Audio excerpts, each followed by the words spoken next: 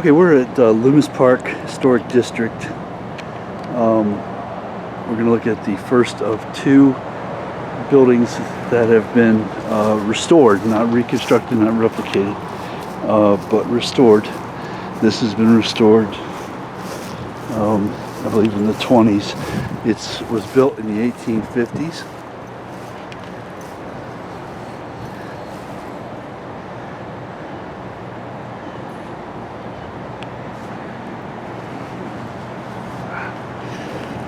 And it served as a store, and I believe a home as well, by a man named Wagner. It's the oldest standing building in Miami-Dade County.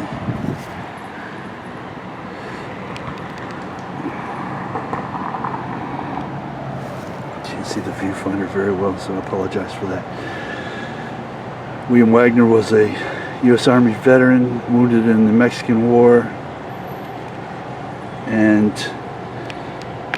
he established a sutler store to serve his old Army unit stationed at Fort Dallas. So this was not too far from there. It's an old pine log, peg, used pegs instead of nails.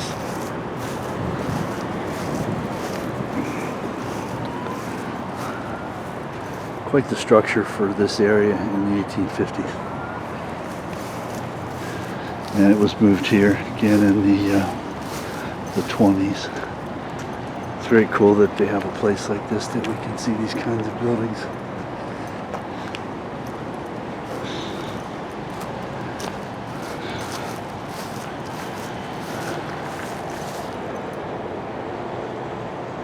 So we're going to move on to the other one.